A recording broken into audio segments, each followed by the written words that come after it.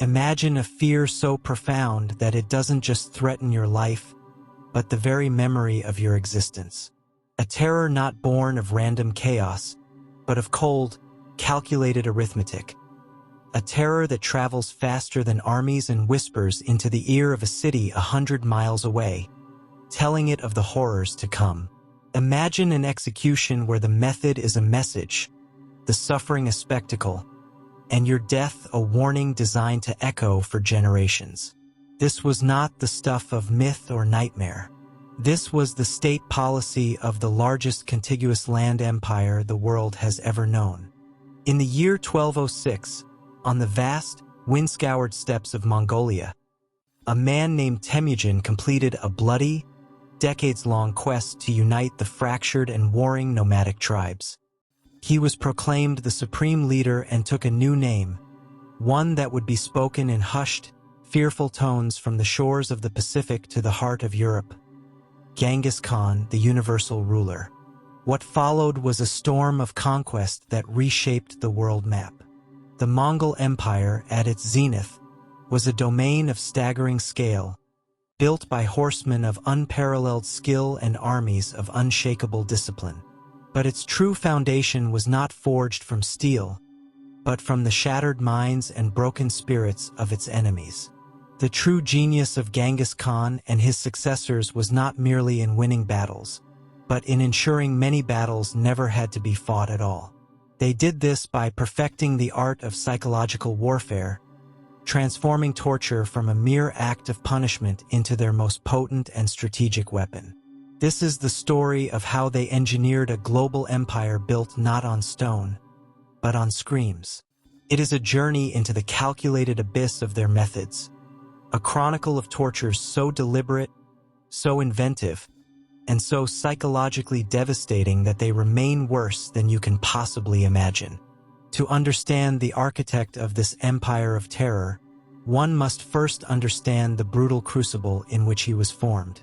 The man who would become Genghis Khan was not born into a world of mercy. The Mongolian steppe of the 12th century was a fractured landscape of constant, low-grade warfare, a relentless cycle of raids, betrayals, and blood feuds between nomadic tribes. Here, survival was a daily struggle, and power was the only currency that mattered. Temüjin, born around 1162, was the son of Yasuji, a minor chieftain of the Borjigin clan. His first taste of the world's cruelty came at the tender age of 9. While accompanying his father to arrange a betrothal, Yasuji was treacherously poisoned by a rival Tatar tribe during a shared meal. The boy Temüjin was left fatherless, his family suddenly vulnerable and friendless. Their own clan, seeing no value in supporting the widow and her young children, abandoned them to their fate, casting them out onto the unforgiving steppe to starve. This was Temüjin's first lesson. Loyalty is conditional, and weakness invites annihilation. For years, his family survived on the very margins of existence, hunting marmots and gathering roots. The young boy learned to be cunning, patient, and utterly ruthless. The world had shown him no compassion, and he would learn to show none in return. His ordeal was far from over. The same rivals who had cast his family out soon returned, fearing the potential for future vengeance.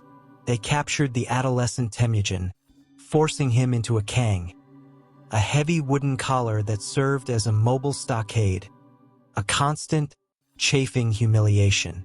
He was paraded as a slave, a living trophy, yet even in chains, his spirit refused to break. One night, during a feast held by his captors, he saw his chance. Using the unwieldy wooden collar as a weapon, he struck down his guard and fled into the night, hiding in a river with only his nostrils above the water until the search parties passed. This experience cemented another core tenet of his developing philosophy. A captured enemy, if left alive, will always seek revenge. It was a lesson he would apply with horrifying scale in his later conquests. There was no room for half measures. An enemy had to be not just defeated, but utterly and completely erased. His rise from this nadir was a testament to his indomitable will and his genius for forging alliances. He slowly gathered followers, drawn to his charisma and his promise of stability in a world of chaos. He rescued his betrothed, Borte, after she was kidnapped by the Merkit tribe, another brutal raid that reinforced his worldview. His campaigns to unify the tribes were not wars of gentle persuasion. They were methodical, bloody purges. He systematically dismantled the old tribal structures that had fostered endless conflict. When he defeated the Tatars, the tribe that had murdered his father, he did not simply subjugate them. He ordered every Tatar male taller than a cart's linchpin to be executed, a calculated act of genocide to ensure they could never rise again. By 1206, when the Great Council, or Kurultai, proclaimed him Genghis Khan, he had already demonstrated the principles that would define his empire. His understanding of human nature was cynical and profoundly practical. He knew that while men might be drawn to a leader by promises of glory, they were controlled far more effectively by the fear of annihilation. He had lived through the consequences of weakness and betrayal, and he would build an empire where such things were unthinkable, not because of moral codes, but because the price of disloyalty was a death too terrible to contemplate. The steppe had been his teacher, and it had taught him that the world was a brutal, unforgiving place. He would not seek to change its nature, but to master it. With the tribes united under his banner, Genghis Khan faced the monumental task of transforming a loose confederation of warring nomads into a disciplined, cohesive imperial force. His solution was a code of law known as the Great Yasa. While no complete text of the Yasa survives today, its principles have been reconstructed from numerous historical sources, and they reveal a legal framework as ruthlessly pragmatic as the man who created it. The Yasa was not merely a set of rules. It was the engine of the Mongol military machine, a system that institutionalized terror as a tool of governance and social control. At its core, the Yasa demanded absolute, unquestioning obedience. Loyalty to the Khan was paramount, superseding all other loyalties, including those to family and clan. The code governed every aspect of Mongol life, from the prohibition of adultery and theft to regulations on how to butcher an animal. The punishments for transgression were almost uniformly death. Lying, desertion, urinating into a river, showing cowardice. All were capital offenses. What made the Yasa truly terrifying, however, was its foundational principle of collective responsibility. The Mongol army was organized on a decimal system. Units of 10, Arban, 100, Zun, 1,000, Mingan, and 10,000 Tumun. Under the Yasa, the fate of every soldier was inextricably linked to the 9 others in his Arban. If a single soldier deserted or retreated from battle without orders, his entire unit of 10 was executed. If an entire Arban fled, the entire Zun of 100 men was put to the sword. This was a stroke of psychological genius. It transformed every soldier into a warden for his comrades. The fear of personal death was amplified tenfold by the knowledge that your failure would also bring death to your brothers and friends. It created a self-policing system of unparalleled effectiveness. No officer needed to worry about a soldier breaking ranks, because the 9 men standing beside him would kill him before he could take a single step backward. This system bred an army that was fanatically disciplined, one that would advance into a hail of arrows without flinching, because the certainty of death from their own side was more immediate and terrifying than the possibility of death from the enemy. The Yasa also codified the Mongols' approach to conquered peoples. The law was simple: submit unconditionally or be annihilated. When Mongol envoys approached a city, they would present the terms. If the city surrendered immediately, its people would often be spared, though they would be taxed heavily and their skilled artisans and young men conscripted into the Mongol war machine. But if a city resisted, or worse, harmed a Mongol envoy, the Yasa decreed its complete and utter destruction. This wasn't a guideline. It was an unbreakable law. The logic was cold and strategic. By making an example of one defiant city, 10 others would surrender without a fight. The bloodshed at one siege would save Mongol lives in countless future campaigns. This policy turned rumor into their most effective siege weapon. After the first few horrific massacres in Central Asia, tales of the Mongols' implacable wrath spread like wildfire. Cities in their path were faced with a terrible choice: certain subjugation or almost certain extermination. The Yasa ensured there was no middle ground, no hope for a negotiated peace once resistance had been offered. It was a law written not in ink, but in the terror that preceded the horde, ensuring that for many, the war was already lost before the first Mongol horseman ever appeared on the horizon. The Mongols' calculated approach to terror extended beyond the battlefield and into the very act of execution itself. For their most high-status prisoners, enemy kings, princes, and rival chieftains, a simple death by the sword was often deemed insufficient.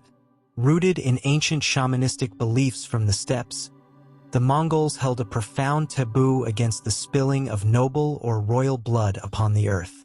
To do so was believed to defile the sacred ground and disturb the spirits, potentially bringing misfortune upon the perpetrators. This spiritual constraint, however, did not lead to mercy. Instead, it fueled a grotesque creativity, giving rise to some of the most uniquely horrifying methods of execution ever devised. These bloodless executions were designed to inflict maximum suffering and humiliation while adhering to their spiritual laws, transforming the act of killing into a powerful psychological spectacle. One of the most infamous of these methods was reserved for the Russian princes captured after the Battle of the Kalka River in 1223. The defeated nobility were not beheaded. Instead, they were bound hand and foot and laid upon the ground. A massive, heavy wooden platform was then constructed directly on top of their bodies. Upon this stage, the victorious Mongol generals, Subutai and Jebe, held their victory feast. The prisoners were slowly crushed to death under the weight of the platform, their final moments filled with the sounds of their conquerors feasting, drinking, and revelry. The message was devastatingly clear. Their lives and their nobility were so insignificant that they were literally the furniture for a Mongol celebration. Their power had been reduced to nothing more than the ground beneath their enemies' feet. Another favored technique involved wrapping the victim tightly in a heavy felt carpet. Once the person was completely immobilized within the thick layers, Mongol horsemen would ride their steeds back and forth over the bundle. The death was slow, an agonizing process of suffocation and internal crushing. All bones in the body would be systematically broken, yet not a single drop of the victim's noble blood would touch the sacred earth.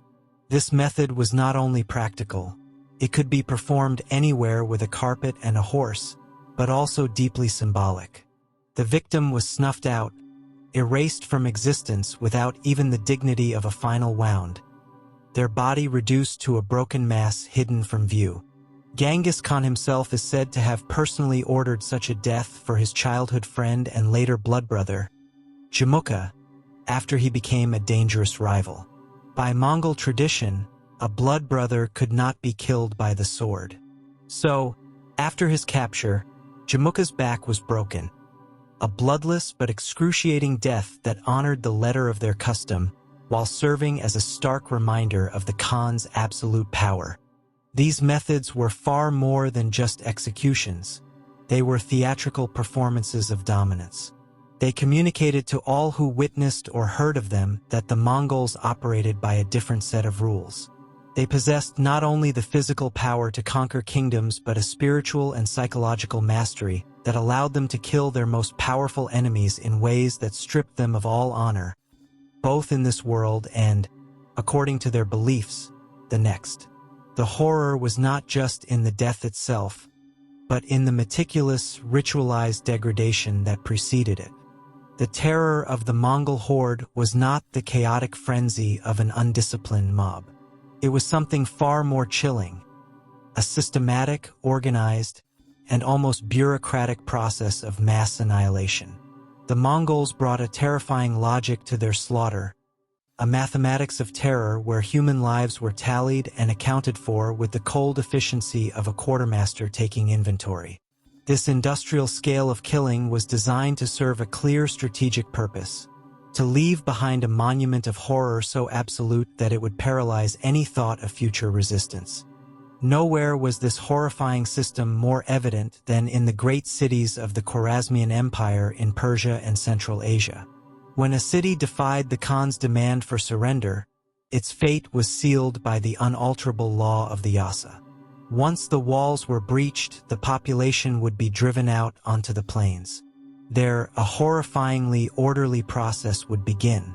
The people would be divided by gender, age, and profession.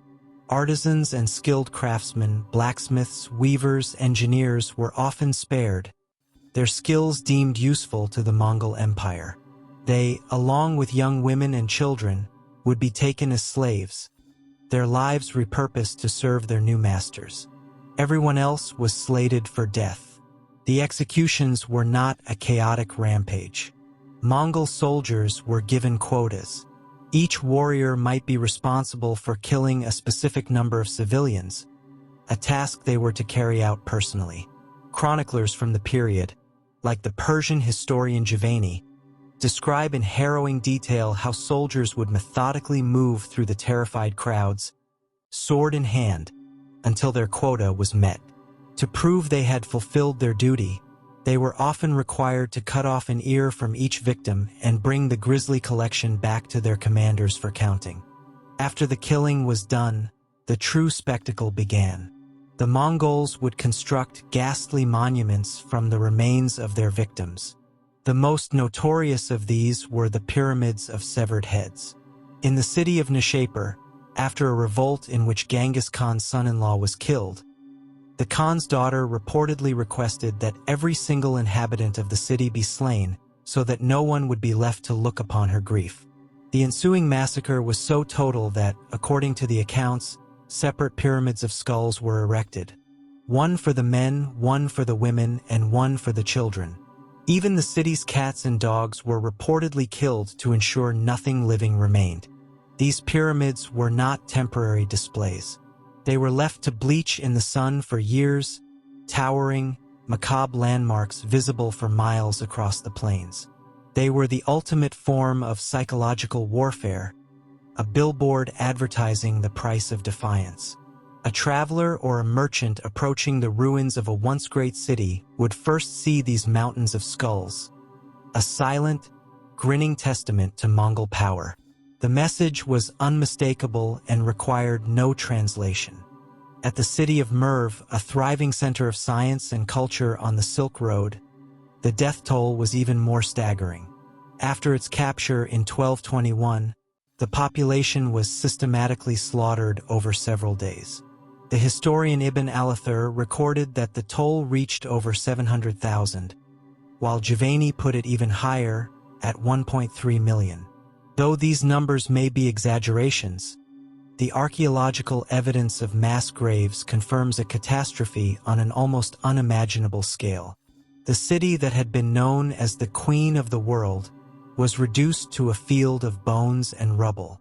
This was terror as an art form, a calculated policy of extermination designed to be so complete, so horrifyingly thorough, that it would break the will of an entire continent. The Mongols understood that a story of 1 million deaths, told by a trembling survivor, was a more powerful weapon than 1,000 horsemen. They did not just conquer cities.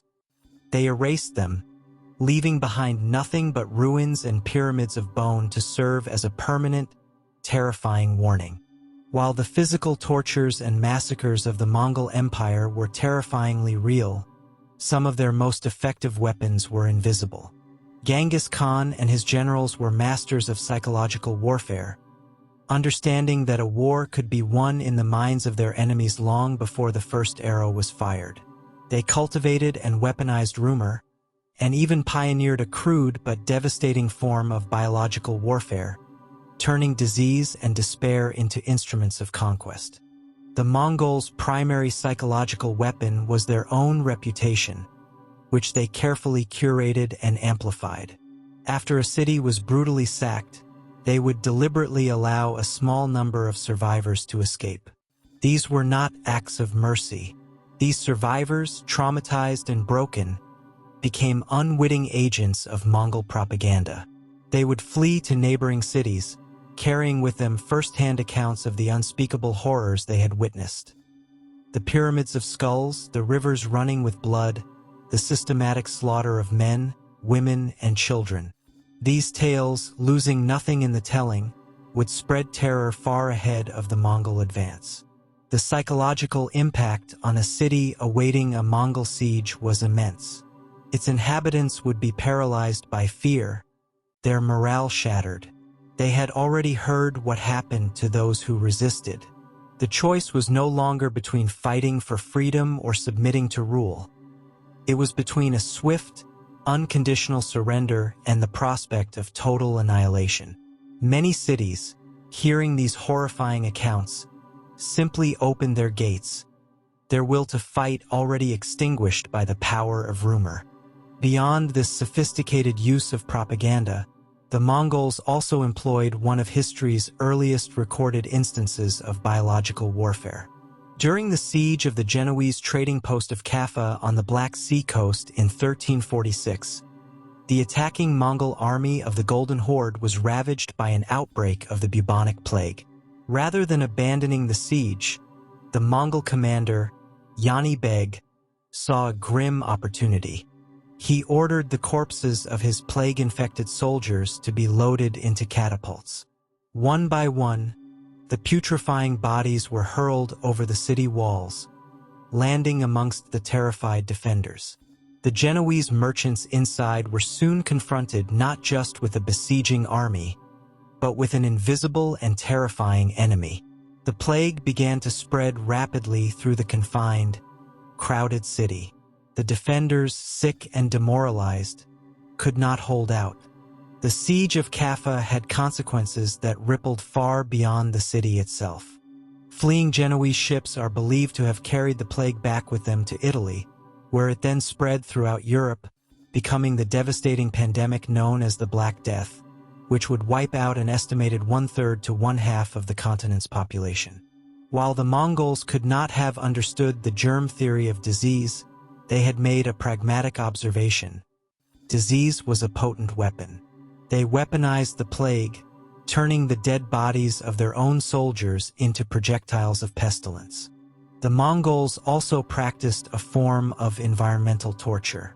In regions like Persia and Mesopotamia, which relied on ancient and complex irrigation systems for their agricultural wealth, the Mongols would systematically destroy the canals and qanats that had sustained life for millennia. This was not merely collateral damage. It was a deliberate strategy to turn fertile farmland back into desert, ensuring that even if a city were rebuilt, it could never again support a large population or rise to challenge Mongol authority. They salted the earth, poisoned wells, and demolished dams, a scorched earth policy that inflicted a slow, agonizing death by starvation and thirst upon entire regions. The destruction was so thorough that some areas of modern-day Iraq and Iran have never fully recovered the agricultural productivity they possessed before the Mongol invasions.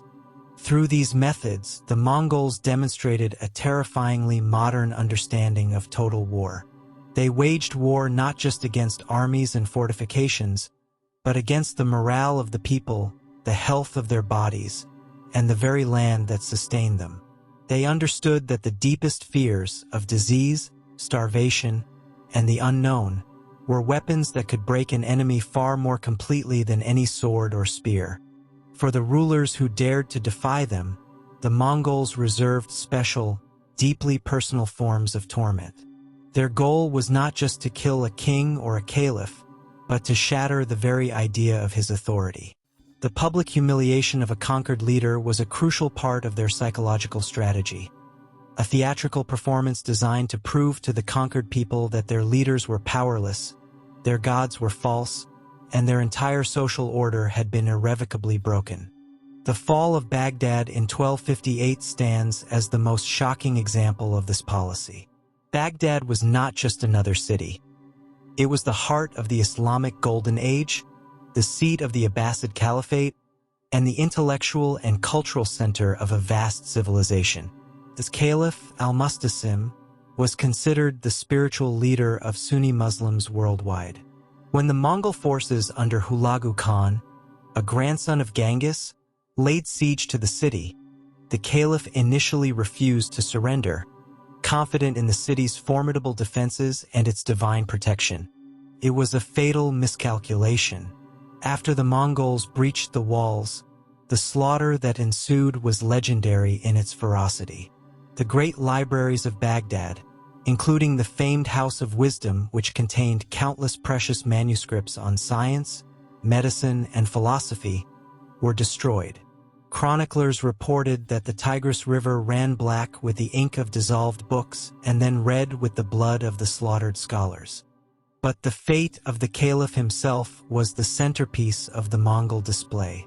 Honoring their tradition of not spilling royal blood, Hulagu subjected al-Mustasim to a uniquely cruel and symbolic torment. He was locked inside his own treasury, surrounded by the gold and jewels he had amassed but had refused to spend on his city's defense. The Mongols taunted him, telling him to feast on his treasure since he valued it so much. He was left to starve to death amidst his useless riches. According to another, more widely cited account, after being forced to watch the pillaging of his city and the massacre of his people, the Caliph was rolled into a carpet.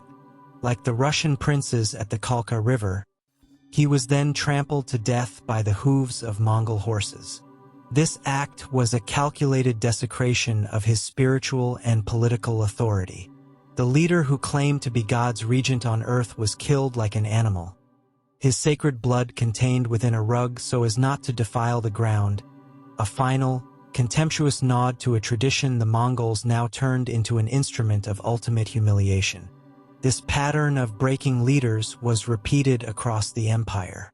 Chinese emperors of the fallen Jin dynasty were paraded in humiliating processions. Russian princes were forced to kneel before Mongol commanders and perform acts of submission that violated their own customs and religious beliefs. The Mongols understood that to control a population, you had to decapitate it, not just physically but symbolically. By subjecting rulers to these elaborate rituals of degradation, they sent a powerful message to the common people. Your protectors cannot protect you, your leaders are weak, and your entire way of life is now subject to the will of the Khan. It was a strategy designed to induce a state of learned helplessness on a societal scale, to create a sense of despair so profound that the very thought of resistance became an absurdity. The conqueror did not just stand on the neck of the king. He made the king's own people watch as he did it. The Mongol Empire, like all empires, eventually fractured and faded. Its vast territories broke apart into successor states, which in turn were assimilated or overthrown. But the empire's true legacy was not measured in land or dynasties. It was measured in the deep, psychological scars it left upon the cultures it had conquered. The systematic use of terror as a tool of statecraft created a shadow that lingered for centuries, influencing the political development, military strategy, and even the folklore of nations from Russia to China. In Russia, the 2.5 centuries of Mongol domination, known as the Tatar yoke, had a profound and lasting impact. The experience of subjugation to a ruthless, centralized, and autocratic power is believed by many historians to have shaped the course of Russian political development. The princes of Moscow, who eventually rose to prominence by acting as the Mongols' tribute collectors, learned their methods of governance from their overlords. They adopted the Mongol systems of census-taking, taxation, and military conscription. More importantly, they absorbed the Mongol philosophy of absolute power and rule through fear and intimidation. The autocratic traditions of the Russian Tsars, and later the totalitarian regimes of the Soviet era, can be seen as echoes of the Mongol model of governance, a legacy where the state's power is absolute and dissent is brutally crushed. The very word for a large, chaotic mob, orda, is a direct linguistic descendant of the Mongol horde. In Persia and the Islamic world, the destruction of Baghdad created a cultural trauma from which it never fully recovered. The end of the Abbasid Caliphate and the annihilation of the House of Wisdom marked the symbolic end of the Islamic Golden Age. The confidence and intellectual dynamism that had characterized the region for 5 centuries gave way to a period of conservatism and introspection. The Mongol conquests were often interpreted in theological terms as a divine punishment, a cataclysm that reshaped religious and philosophical thought for generations. In China, the memory of Mongol brutality directly influenced the policies of the subsequent Ming dynasty. When the Ming drove out the Mongols in the 14th century, one of their first great projects was the massive rebuilding and fortification of the Great Wall. The monumental structure we see today is largely a product of the Ming era, an immense architectural undertaking fueled by a deep-seated national trauma. It was a wall built not just of stone and earth, but of the fear of another northern invasion, a permanent physical barrier against the return of the horsemen from the steppes. Even in Europe, which was spared the full extent of Mongol conquest after the death of Genghis Khan in 1241 caused the invading armies to withdraw, the Mongols became legendary figures of terror. They were the Devil's Horsemen, an apocalyptic force from the east. Their tactics and their reputation for unstoppable brutality were studied and feared. The shock of their swift victories in Poland and Hungary forced European kingdoms to reassess their own military strategies, leading to changes in fortifications and battlefield tactics. Beyond politics and warfare, the terror left its mark on the human psyche. The phrase "the Mongols are coming" became a bogeyman's warning used by mothers to frighten children across Eurasia for centuries. The memory of the skull pyramids, the tales of cities wiped from the earth, and the inventive cruelty of their tortures became part of the folklore and collective memory of dozens of cultures. They created a new benchmark for human brutality. The story of the Mongol Empire is often told as a saga of military genius and epic conquest. But beneath the triumphs of cavalry charges and brilliant strategy lies a darker, more unsettling truth. The Mongols' greatest weapon was not the composite bow or the swiftness of their horses. It was their profound and chilling mastery of the human mind. They understood, perhaps better than any empire before or since, that fear is a resource that can be manufactured, refined, and deployed with scientific precision. Their tortures were not the random acts of a savage horde. They were calculated performances, each with a specific audience and a clear message. From the bloodless execution that destroyed a ruler's spiritual authority to the pyramid of skulls that served as a monument to their wrath, every act of cruelty was a tool of imperial policy. They waged war on the psyche of their enemies, breaking their will to resist, annihilating their culture, and scarring their collective memory for all time. The legacy of Genghis Khan is not just in the borders he redrew or the cities he conquered. It is in the chilling lesson that the most effective form of control is not merely the power to kill, but the power to make the living envy the dead. It is a stark reminder that when systematically weaponized, the most terrifying force on earth is not an army, but an idea, the idea that a fate worse than death awaits all who dare to stand against absolute power.